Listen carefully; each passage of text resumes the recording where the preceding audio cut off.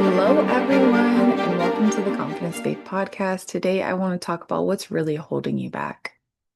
What's really holding you back from getting what you deserve? What's really holding you back from getting more in life? What's really holding you back? Recently, I have dealt with something that was holding me back. It's finding my voice sometimes. I saw this little spot in me where there was a hidden evil, a hidden negativity, we'll call it demon just for the fun of it.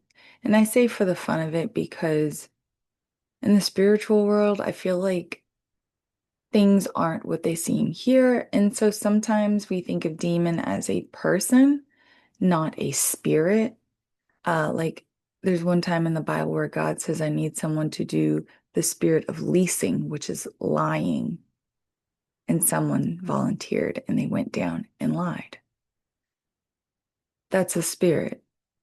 If it weren't from God, wouldn't we call it a demon?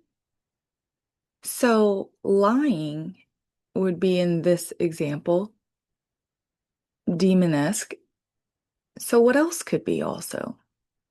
So we're going to talk about your demons and why they're holding you back today. So as I said, I saw this little part of me that was being held back, my voice. I saw it and I had to figure out how to get rid of it. So let's talk about what are the demons that could be holding you back. There's a couple that I think are just like really easy. Shame, guilt. That's a couple, one and two. Shame and guilt. Shame and guilt can come from mistakes you've made, situations you've been put in, regret, feelings of inadequacy, infidelity, addiction. And these are all kind of falling back under mistakes, situations, and regrets. And so, with these demons, how do they control you? First off, they're negative, right? So, they put your being, your energy level, your thoughts, they all go negative. I can't believe I did this. I can't believe this happened. I can't believe I would. A lot of it's the fact that you can't believe. And see, when you believe in something, it makes it more realistic, right? I believe that I can do it. Normally, it will be a motivator to keep going. I can't believe. It's a hindrance. When you don't address these things, these five things, no, it was this way, five things. The shame and guilt of mistakes, situations, and regret. When you can't get over these things, what happens in the conscious daytime is you tell yourself, I'm not good enough. I won't be able to do that. Why am I even trying? I bet they won't like me. I can't believe they passed me on that promotion. No one will accept me for who I am. I just want to be loved. I wish they loved me more. Why do they hate me? Maybe I'll drink this away. I can't deal with this right now. God doesn't love me. I don't have a family. Everyone betrays me. I mean, those are off the top of my head. I'm sure you have your own too. But what happens is that replays and you go through your day, not just going through a day, but you're going to work. You're dealing with responsibilities. And at the same time, you're trying to watch these things, repress these things, deal with these things, but not too much that you fall into emotional despair. You believe nobody can help you because no one can handle it because your details are so different. The devil is in the details, meaning when you focus on those details, you can never see that the sadness, the loneliness, the silent tears, the struggle with life, the emotional contemplation of satisfaction, the anger, the rage, the disgust, they all are within us. We're feeling them, but we say, but you didn't do this exact thing, so how do you feel it too? You won't truly understand. And we reject the offers that are given to us. We push back into our pit. We sit in the darkness just a little bit longer, trying to figure it out ourselves. But the thing is that sometimes we can't figure it out alone. And the reason being is we are supposed to get new information. If you sit in a dark tunnel, how do you get new information, especially when you're alone? We use our ego, the protector of our emotions and our spirit, so that we don't feel pain, to push others away because we can't deal with it right now. We can't do it right now. We can't just live in the moment right now because we're too busy living in responsibility. And there's two kinds of time. I don't know if I'll get it completely right, but there's Chronos and there's universal time. Chronos is the one that's on your watch. Universal time is the one that already had you woven in, that God made from the beginning. But we live in the wrong time. That's why we're controlled. So when you look at your goals and aspirations you want to have, which clock are you basing them on? I saw a post one time and it said, I think it said, if you're worried about ruining God's plan or God's timing, don't flatter yourself. You're not that powerful. And what a reminder it is that God doesn't run off of Chronos, he runs off of universal time. And maybe I have those wrong for the names, but you get the concept. There's man time and there's God time. And I was talking to God recently about which is it? Is it that I am on time, but late in my own time?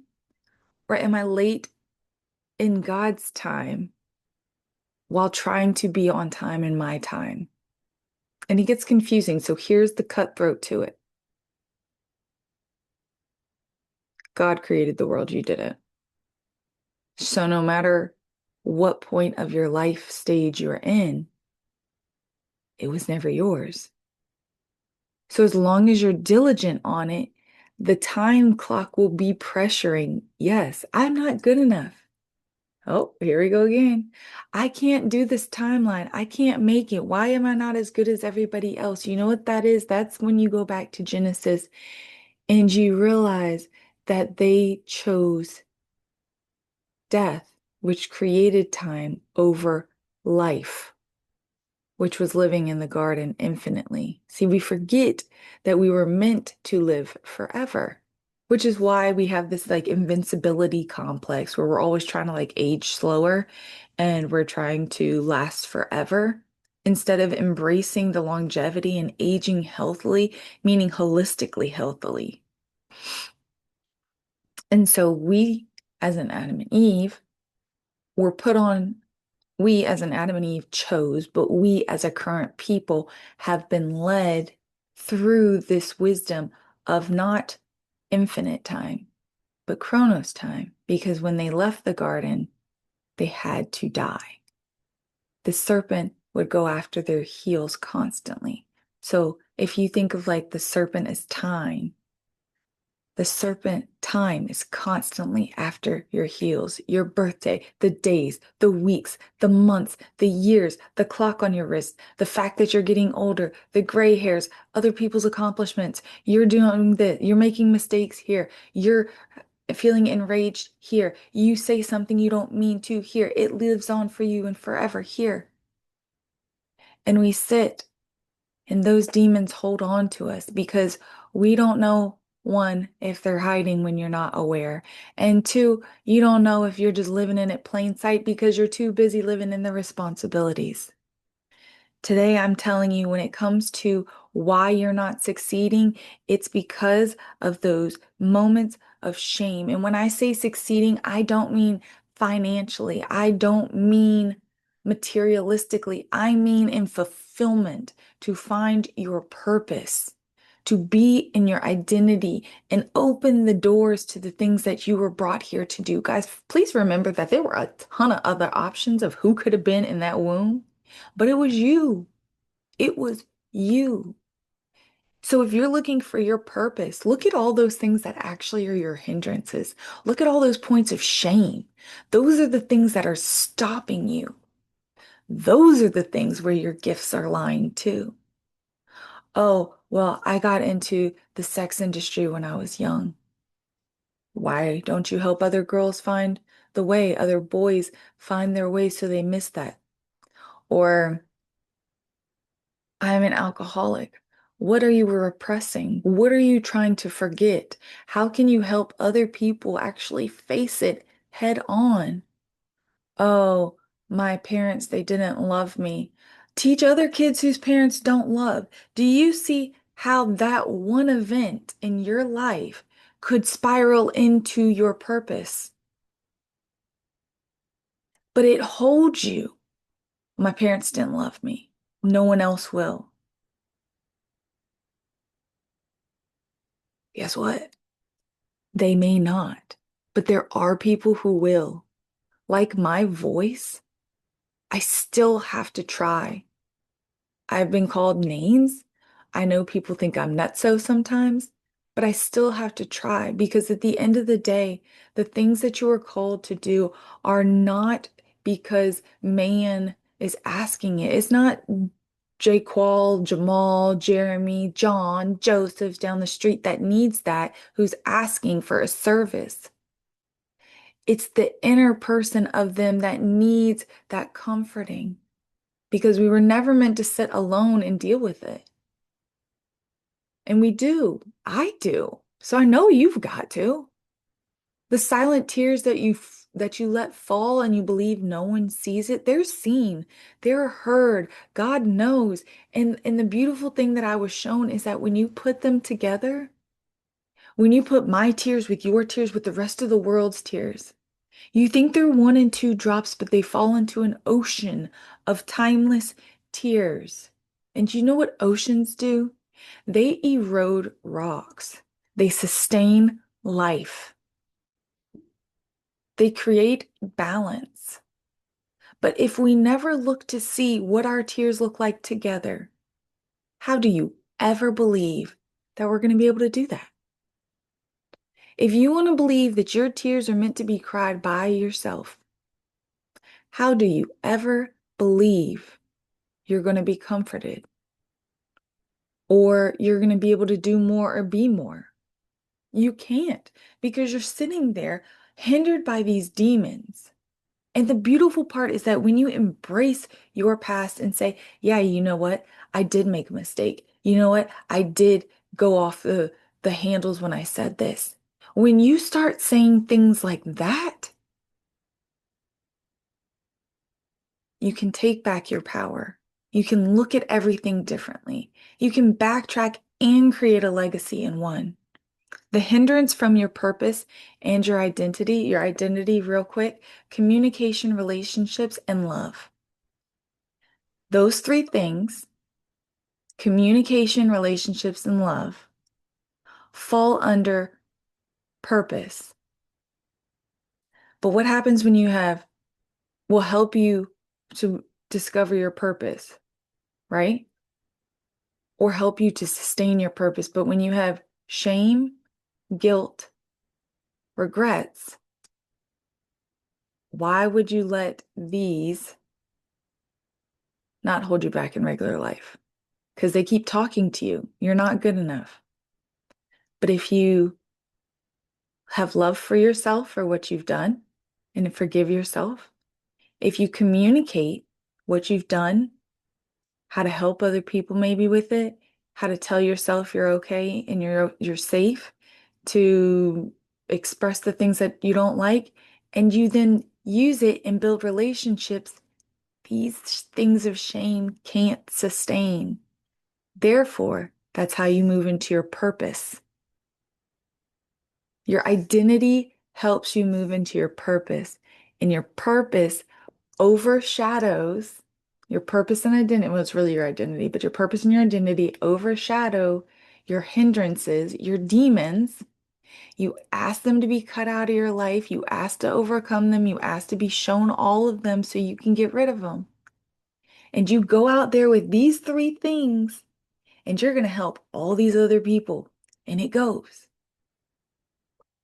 Rediscovery is not rocket science. It's self-science. Knowledge of God, knowledge of self, finding the key and exploding through the doors of life that you are meant to make an impact with. If you have any questions, look in the description. Come to the website. See how I can help you. That's www.confidencefaith.com. I am super excited because this is the same thing that I've done, and it's time that you get to experience it too. There's no need to hold on to the shames. There's no need to hold on to the past. And I'm really excited to help you along your way. So I'll talk to you later.